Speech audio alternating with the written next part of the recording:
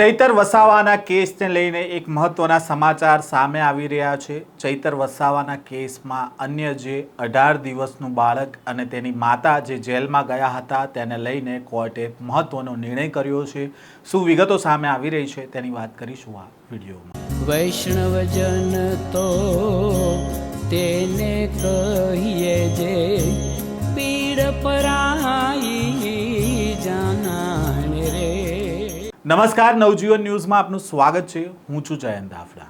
ચૈતર વસાવાની ઉપર આરોપ લાગ્યો હતો કે તેમણે વનકર્મીઓને ધાક ધમકી આપી તેમના ઉપર ફાયરિંગ કર્યું હતું અને માર માર્યો હતો। જો કે આ સમગ્ર કેસમાં ચૈતર વસાવા તેમના પત્ની સહિત 9 આરોપીઓને 7 વર્ષની સજા થઈ હતી।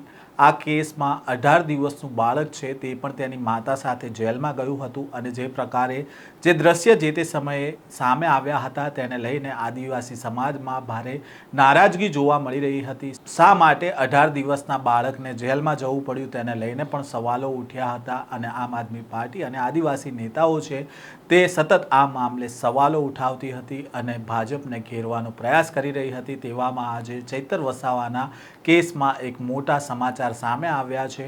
જે 18 દિવસનું બાળક હતું તે અને તેની માતા સુકવંતા વસાવા છે તેમને કોર્ટે જેલમાંથી છોડવાનો આદેશ કર્યો છે। તો બીજી બાજુ આ સમાચાર સામે આવ્યા તેને લઈને કેટલીક અસમંજસતા પણ ઊભી થઈ હતી અને કેટલીક જગ્યાએ એવા પણ સમાચાર ચાલ્યા કે ચૈતર વસાવાના પત્ની શકુંતલા વસાવાના કોર્ટે જામીન મંજૂર કર્યા છે, પરંતુ આ હકીકત ખોટી સામે આવી છે।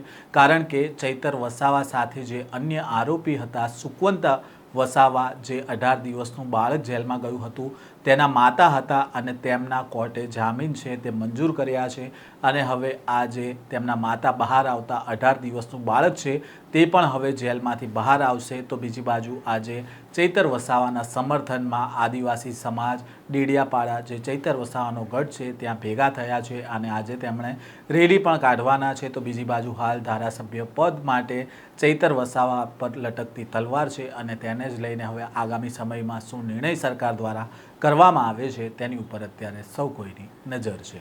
આ પ્રકારના સમાચાર સાથે ફરી મળીશું। નવજીવન ન્યૂઝ સાથે જોડાયેલા રહેજો।